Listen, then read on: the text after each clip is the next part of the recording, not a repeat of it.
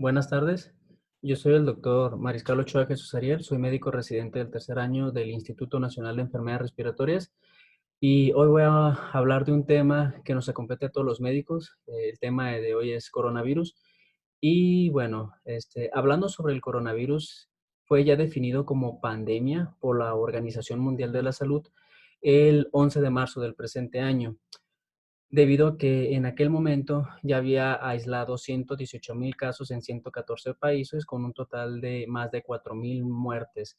Sin embargo, esto no es suficiente para que la OMS haga una enfermedad como pandemia, sino que debe requisitar tres aspectos fundamentales dichos por la propia OMS. El primero es que es un agente patógeno, en este caso un agente viral, que se encuentre circulando en la población y que por lo tanto la población no tenga inmunidad a este. El segundo es que tenga la habilidad de producir casos graves de la enfermedad, por lo tanto que tenga un impacto importante en el sector salud. Y el tercero es que sea una enfermedad que sea fácilmente transmisible de persona a persona. Quiere decir, como el coronavirus, que tiene una tasa de transmisibilidad muy elevada y por lo tanto se formó prácticamente fue rápido como se llegó a formar la pandemia. Ahora bien, ¿cuáles son los temas a abordar? Pues vamos a hablar de la definición, antecedentes históricos, taxonomía, epidemiología, histopatología y fisiopatología, cuadro clínico, diagnóstico y tratamiento. En lo que respecta a la definición, dos de las organizaciones más respetadas, la OMS y la CDC, nos comentan que el coronavirus es una enfermedad producida por el denominado SARS-CoV-2. SARS viene del término síndrome respiratorio agudo severo, CoV del coronavirus, y pues el 2 es un prefijo que se le dio debido a que comparte una similitud genética muy importante con otro virus que se le conoce como SARS-CoV-1, que fue causante de una epidemia en China en el año 2002-2003. Es por eso que se le conoció como SARS-CoV-2. Y como en aquel momento el SARS-CoV-1 también tuvo como agente transmisor al murciélago, es por eso que el principal sospechoso de esta transmisión igual es el murciélago. Esta suele producir enfermedades o infecciones respiratorias leves, moderadas e inclusive graves, pero también puede producir enfermedad y afectación multisistémica con falla orgánica múltiple, y fue un virus aislado en China, en Wuhan, China. Ahora, hablando sobre las antecedentes de las epidemias previas por coronavirus, encontramos que la del 2002-2003 fue producida por el SARS-CoV-1, que fue en China y Hong Kong, que tuvo un total de 650 muertes y el vector de esta enfermedad fue el murciélago, mientras que en el año 2012 en Arabia Saudita se aisló un nuevo virus, el síndrome respiratorio del Medio Oriente, también conocido como MERS-CoV, que tuvo un total de 800 muertes. Lo interesante de esta epidemia es que solamente fueron 2,500 casos, por lo cual tenía una tasa de mortalidad elevada y el vector transmisible de esta enfermedad fue el camello. Actualmente, entre el año 2019 y 2020, estamos cursando no con una epidemia, sino con una pandemia de un nuevo coronavirus conocido como SARS-CoV-2, que ya ha tomado la vida de más de 14,000 personas y por lo tanto ya está en más de 130 países. Comparando estas epidemias con la pandemia y la influenza estacional, el MERS-CoV tuvo un total de casos de 2,000, casi 2,500, con una mortalidad de 858 pacientes. En cambio, el SARS-CoV-2 de China, el del 2002-2013, tuvo un total de casi 8,100 pacientes infectados y un total de 774 muertes, mientras que el COVID-19, a una actualización del 22 de marzo, tiene un total de 307,297 casos y una mortalidad de 13,050 pacientes, con una tasa de mortalidad del 2,3 al 5% y que seguirá elevándose porque actualmente los países más afectados son los en vías de desarrollo. En cambio, la influenza estacional, una enfermedad ignorada por muchos y de importancia, que inclusive anualmente tiene un total de 5 millones de casos y una tasa de mortalidad de casi 400,000 personas al año. Ahora, en lo que respecta a la tasa de fatalidad en comparación del COVID-19 con la influenza estacional, encontramos que las personas más afectadas son aquellas de más de 60 años. En el caso del COVID-19, la tasa de mortalidad es del 6%, y con una tasa de mortalidad en todos los rangos de edad que oscila entre el 2.3 y el 5% y que seguirá elevándose. A diferencia de la influenza estacional, que aquí la comparación es que al haber un mundo, una gran cantidad de casos, esto disminuye en gran medida la mortalidad, pero eso no significa que no sea importante, alcanzando una mortalidad del 0.8% para personas mayores de 65 años. Ahora bien, la OMS tiene varias definiciones operacionales. Dentro de estas encontramos la definición del caso sospechoso, que la define como una infección de vía respiratoria superior, llámese a esto estornudo, tos, rinorrea, etcétera, o dinofagia, con al menos uno de los siguientes, que tenga la tos, propiamente dicha, fiebre o disnea, más antecedentes de viaje u otra etiología que explique la causa. Otra forma de definirla es una infección de vía respiratoria superior con un contacto cercano con caso probable o confirmado en los últimos 14 días. Esto dependiendo de la fase. Y una infección de vía respiratoria superior severa que curse con fiebre más uno de los siguientes: tos, fiebre, disnea, más requerimientos de hospitalización. A su vez, un caso probable se define como un paciente con sospecha de COVID con prueba inconclusa o que reporta positiva para un ensayo de pancoronavirus. Esto quiere decir que es un paciente que tiene positivo el panel para pancoronavirus, pero no se sabe con exactitud cuál. En el caso de un caso confirmado es un paciente con una prueba positiva independientemente de la clínica, es decir, un paciente que ya salió positivo en la prueba del PCR, aunque no tenga clínica, y es un paciente confirmado de coronavirus. A su vez, los contactos cercanos se van a definir como las personas que vivió en la misma vivienda que un paciente con COVID-19, una persona que tuvo contacto físico directo con un paciente con COVID-19, una persona que no tuvo protección y estuvo en contacto directo con secreciones de un paciente con COVID-19, o personas que hayan tenido un contacto cara a cara a menos de 2 metros de distancia o 6 pies o 1.8 metros, dependiendo de la literatura, por más de 15 minutos con un paciente de COVID-19. Además del personal de salud o personas con contacto directo con la muestra de un paciente con COVID-19 que no haya tenido un equipo de protección personal de forma adecuada.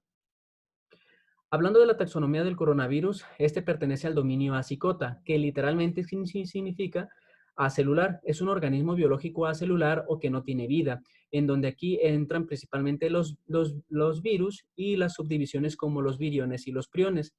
A su vez, en el caso del reino, vamos a encontrar que pertenece al reino Riboviria. El reino Riboviria se refiere a aquellos virus que son del tipo ARN, porque hay que recordar que también hay de tipo ADN. Por lo tanto, por eso viene el término ribo, que significa ribonucleico. En el caso del filo y clase, incertae sedis se refiere a un término en latín en donde no existe una clasificación taxonómica exacta para el virus.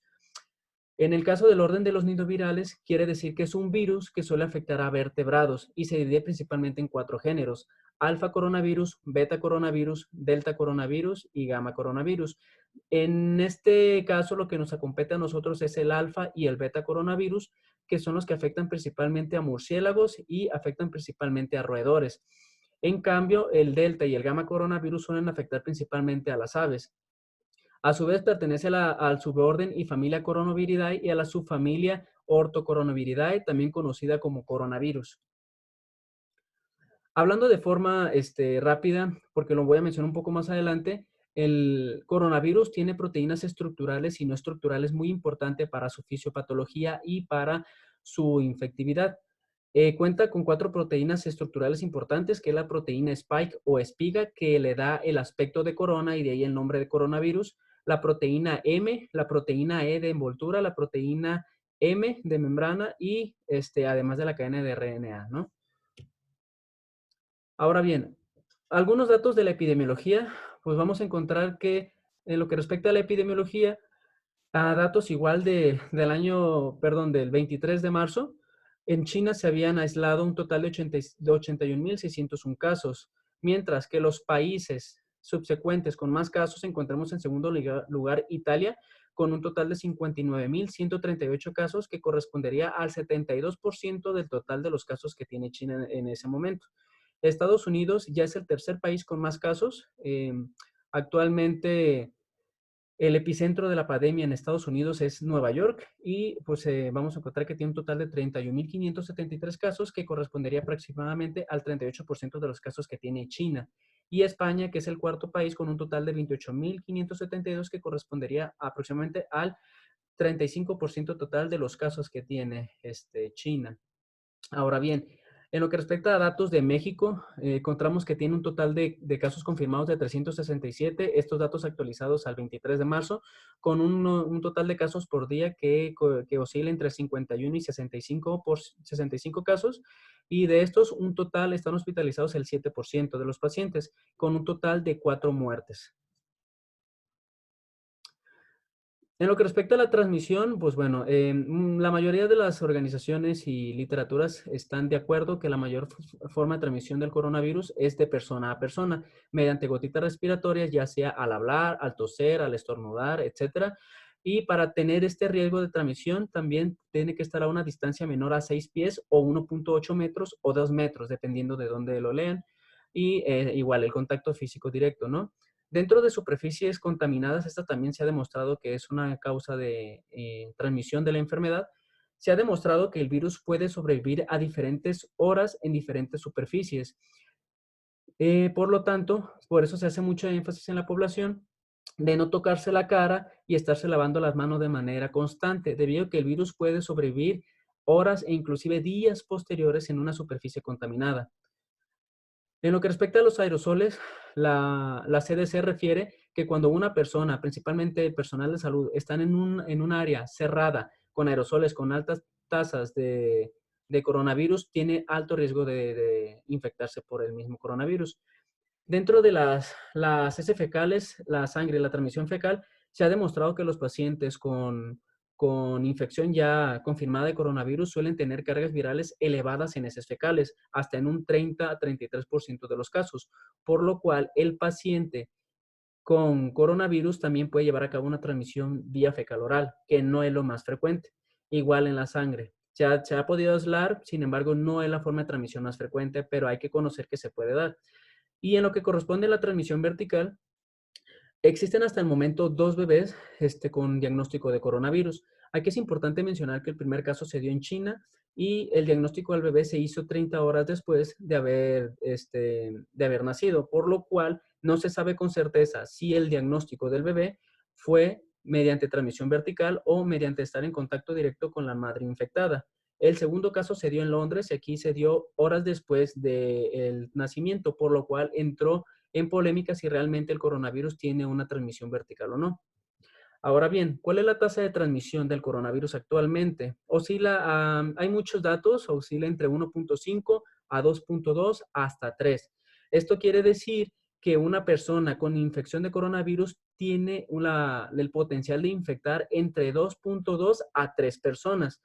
Aquí es importante saber que la OMS tiene como objetivo siempre en una enfermedad que empieza como un brote, que se convierte posteriormente en epidemia, en tratar de disminuir la tasa de transmisión a menos de 1. Esto con el objetivo de evitar que se propague con facilidad y con rapidez. Por lo tanto, el coronavirus tiene una tasa de transmisión que supera la del objetivo por la OMS entre 2 y 3 veces su valor.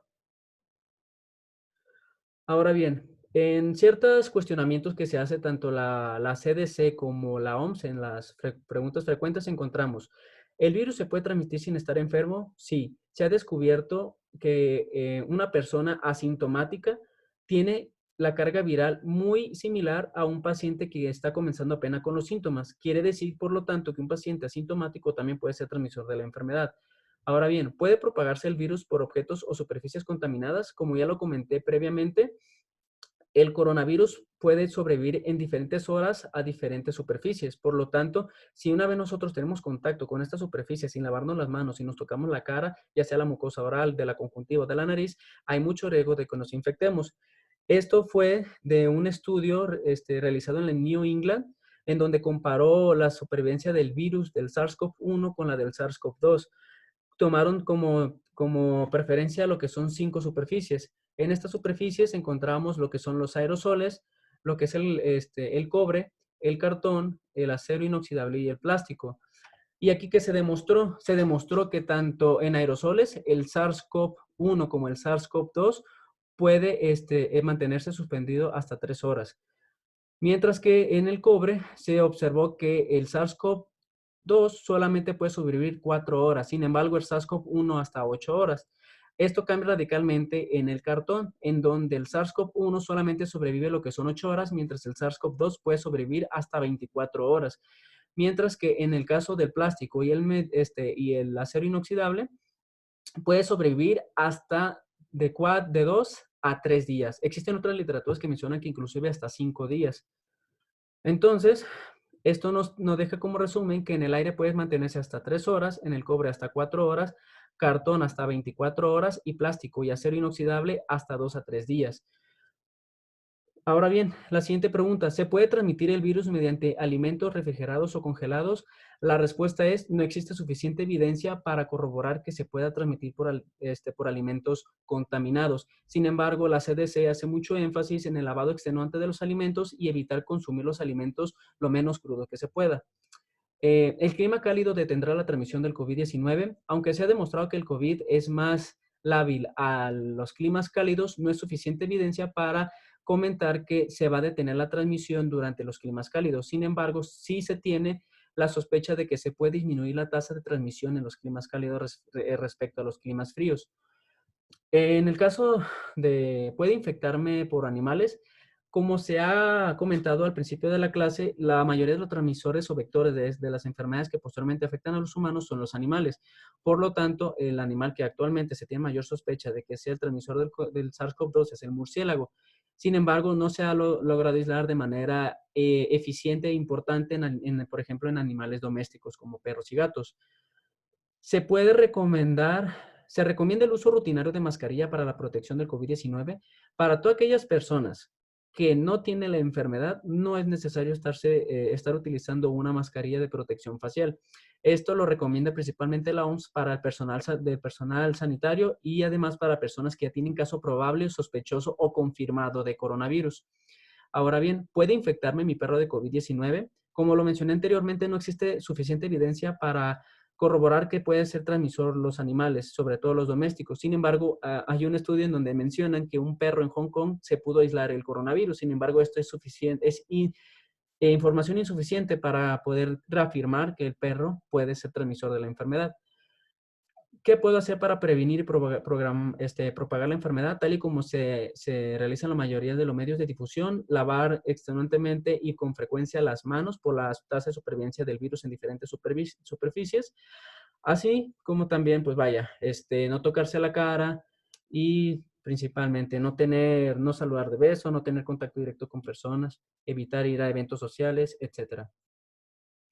Ahora bien, dentro del total de casos confirmados del COVID-19, encontramos que hasta igual, actualización del 23 de marzo, había un total de 338.307 casos, de los cuales Italia tenía casi 60.000 casos. Hay que recordar que China en ese caso, en este día, tenía 81.000 casos. Es decir, Italia prácticamente tiene ya un poco más del 70% de los casos que ya tiene China, que fue el epicentro de la pandemia. Y Estados Unidos creció los casos de forma exponencial en los últimos 5 días, por lo tanto ya tiene un total de 35.000 casos. México actualmente, en este día tenía 316 casos. Y aquí hay un punto muy importante a tomar en cuenta. México, como país subdesarrollado comparado con otros países o potencias del mundo, no tiene los suficientes insumos y la capacidad para realizar las pruebas suficientes para diagnosticar a total de su población. Por lo tanto, el caso de tener 316 casos no es porque México no tenga tanta transmisión de la enfermedad, sino más bien falta realizar una gran cantidad de pruebas por falta de insumos y por lo tanto este número incrementaría de forma significativa. Lo mismo pasa con los nuevos casos diarios confirmados. México tiene un total de un rango de 51 a 65 casos confirmados por día. Sin embargo, este dato puede ser mucho más elevado si tuviéramos los insumos suficientes para realizar las pruebas de coronavirus. En caso de Estados Unidos, que realizan casi 9.000 pruebas al día, obviamente la tasa de casos confirmados se incrementa de forma exponencial en estos países. Ahora bien, el total de casos confirmados por 1 millón de personas en México igual. Es un dato que podría estar mucho más elevado si tuviéramos los insumos suficientes como otros países. Aquí un punto a recalcar es Italia, que tiene casi un total de casi 1,000 pacientes diagnosticados por millón. Esto habla de lo importante y afectado que está el sector salud en Italia, es decir, habla del cómo el coronavirus sobrepasó de forma sobremedida a Italia desde hace mucho tiempo. Por lo tanto, eso nos habla de la tal cantidad de pacientes que tienen confirmados y cómo se encuentra saturado su sistema de salud actualmente. Todavía Estados Unidos, aunque ha incrementado de forma importante los casos por millón a 106,36, aún se encuentra muy lejos de los países europeos como Alemania, Italia y España. Ahora bien, el total de casos confirmados, bueno, actualmente en México hay 4 casos, actualizando la tabla. Sin embargo, esto va a seguir incrementando con el paso de los días. En Italia hay un total de 5,476 casos y esto también es llamar la atención porque China, que fue el epicentro de la pandemia, tuvo un mayor control de la enfermedad a pesar de tener menos médicos por millón de personas, cada 1,000 personas. Por lo tanto, Italia actualmente es el país con más casos de muertes en el mundo, aún superando a China. Ahora bien, los médicos que tenemos por cada 1,000 personas. Aquí es importante mencionar que países europeos están, vaya, están en mejores condiciones que México en este aspecto. Alemania e Italia tienen 4,19 y 3,9 médicos por cada 1,000 personas respectivamente. En México actualmente tenemos 2,23 médicos por cada 1,000 personas. Esta es una gráfica actualización del 2016. Sin embargo, salieron datos del 2018 de la Organización para la Cooperación y Desarrollo Económico, que nos comenta que actualmente en México este valor subió de 2,23 a 2,4, prácticamente nada, y nos hablan de que actualmente en México se requiere un promedio de 3,4 médicos por cada 1,000 personas para que pueda tener una adecuada atención médica de la población mexicana. China, a pesar, tiene 1,8, pero esto es por la gran cantidad de población que tiene China. Por lo tanto, México todavía se encuentra muy rezagado respecto a los demás países, tanto europeos como Estados Unidos, por médicos por cada 1,000 personas. Y habla del desabasto de médicos que vive actualmente el país. En lo que respecta a camas de hospital por cada 1,000 personas, pues bueno, igual, México tiene 1,5 camas de hospital por cada 1,000 personas. Actualizados por la Organización de Cooperación y Desarrollo Económico, este valor subió a 1,6, prácticamente nada. Y el promedio que se necesita en México para atender de forma adecuada a su población son 4,8 camas por cada 1,000 personas, muy lejos de los datos que maneja países como Francia, como Alemania, inclusive Argentina y Estados Unidos. En lo que son los números el número de camas de unidad de cuidados intensivos, según la Secretaría de Salud, México, con una población de 128 millones de habitantes, tiene un total de 4,000 camas de unidad de cuidados intensivos, muy diferente a los 60 millones de habitantes que tiene Italia, es decir, prácticamente la mitad, y aún así cuentan con más camas de 5,795, y muy lejos de los datos de Estados Unidos, que aunque tiene una población más grande de 327 millones, cuentan con más de 10 veces las camas que tiene México, que son 46,500 camas de unidad de cuidados intensivos. Según datos de la Secretaría de Salud, hablando de la infraestructura dedicada para el COVID-19 en México, aquí se encuentran datos muy tristes y alarmantes en la situación que vive el país. Actualmente en México, camas totales comentadas por la Secretaría de Salud son casi 50,000 camas. Sin embargo, tenemos nada más 5,523 ventiladores. Esto nos habla del déficit de el equipo de personal médico que hace falta en los hospitales para atender de forma adecuada. Es decir, cuando empiecen a desatarse los casos graves en México, realmente no tenemos la infraestructura para poder atenderlos con ventiladores mecánicos en aquellos casos de las neumonías graves. Bueno, ahora, actualmente, en datos, el 51% de los casos de coronavirus son masculinos y de estos el 2,8% corresponde al total de la mortalidad, mientras que las mujeres son el 48% con una mortalidad del 1,7% del total de la tasa de mortalidad. Ahora bien, ¿cuál es la edad más afectada? La edad más afectada son de los 30 a los 8 años, mientras que de los 0 a los 30 años conforman el 10.2% del total de los casos, y esto es debido a que no tienen grandes comorbilidades. No hay muchas comorbilidades en esta tasa de edad, por lo tanto la mortalidad es del 0.8%. Muy diferente entre los 30 y los 80 años, donde la tasa de mortalidad o conforman el total de la mortalidad del 78.9% del total, mientras que conforman el 86.6% de los casos. Y esto debido a que aquí se encuentran la mayoría de los pacientes con comorbilidades, llámese diabetes, hipertensión, infarto agudo, enfermedades pulmonares crónicas, etcétera. Ahora bien, en personas de edad avanzada mayor de 80 años, suelen conformar el 3.2% del total de los casos y una mortalidad del 20.3%. Por lo tanto, una persona de más de 80 años tiene uno de cada cinco va a tener un riesgo de perecer por infección del coronavirus. Ahora bien, hablando del periodo de incubación, encontramos que el coronavirus tiene un periodo de incubación que va desde 24 hasta 14 días, dependiendo de la fuente donde lo lean. Sin embargo, tiene un periodo de incubación medio de 5 a 7 días.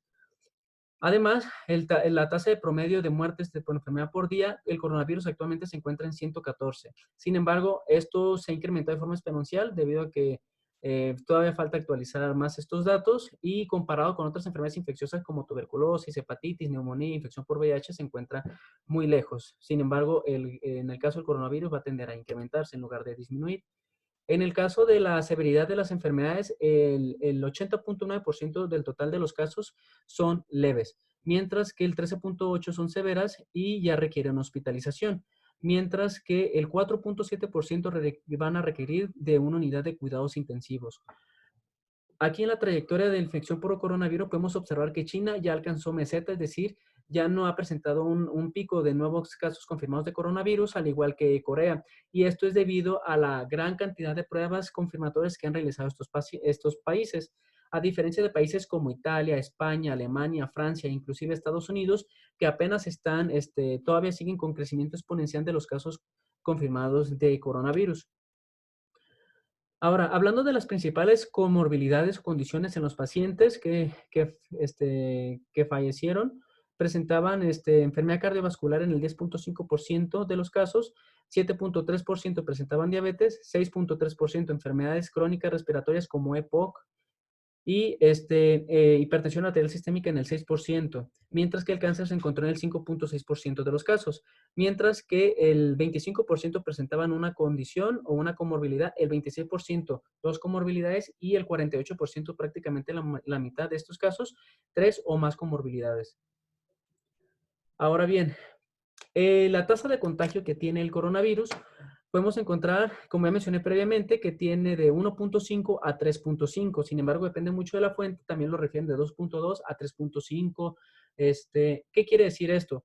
Una persona infectada tiene una tasa de transmisión o tiene un riesgo de infectar de 1.5 a 3.5 personas, y tiene una tasa de mortalidad del 0.7 al 3.4%. Sin embargo, esta tasa de mortalidad ya se incrementó al 5% y seguirá incrementándose por la afectación actualmente de los países en vías de desarrollo como México.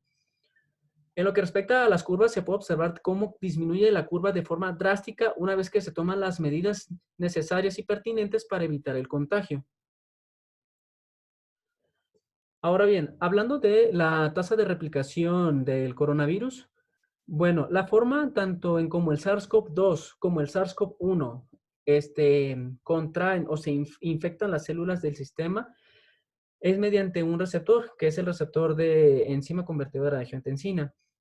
Es importante mencionar que estos receptores se encuentran en el sistema respiratorio de forma importante en la nariz. Es por eso que en el pulmón puede producir síntomas respiratorios, en la nariz y en orofaringe puede producir infecciones de vía respiratoria superior. A nivel de los enterocitos en el intestino delgado y grueso pueden también producir, es por eso que producen diarrea.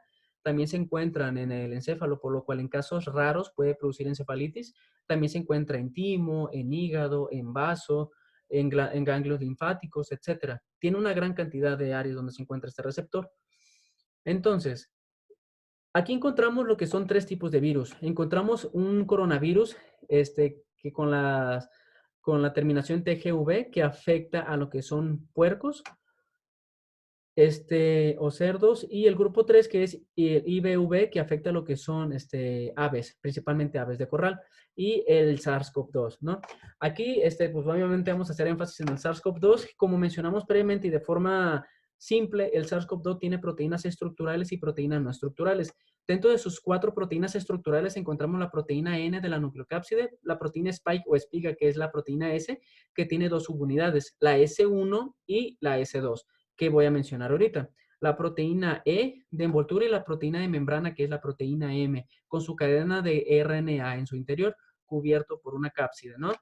Entonces, aquí con cada uno tiene sus proteínas estructurales, pero estas proteínas en color rojo son proteínas accesorias que las hacen diferenciarse entre los diferentes tipos de coronavirus.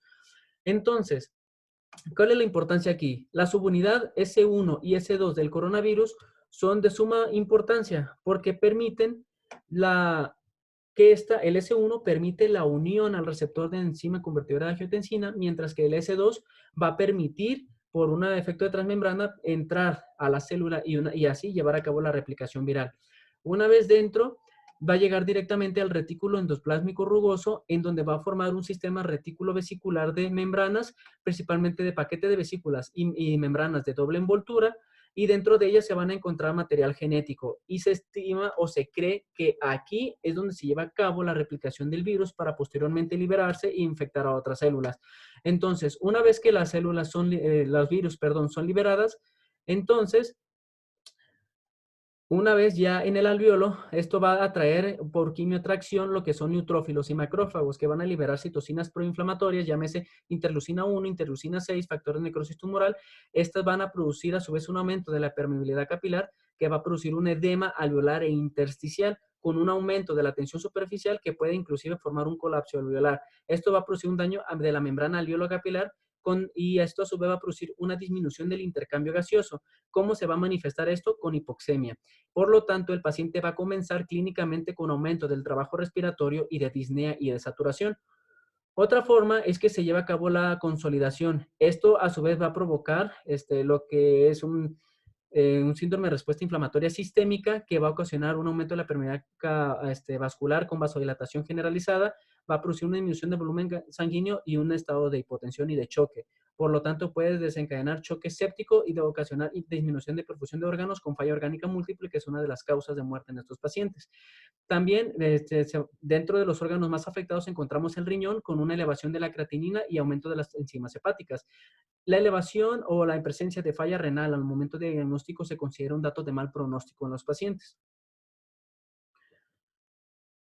Ahora bien, dentro de la histopatología, lo vamos a encontrar en la imagen A, podemos encontrar lo que son espacios aéreos con exudados proteináceos y con gránulos, mientras en la imagen B se observan lo que son proteínas globulares y en la imagen C se observa lo que es una organización temprana con fibrina intraalveolar, además de un infiltrado mononuclear importante.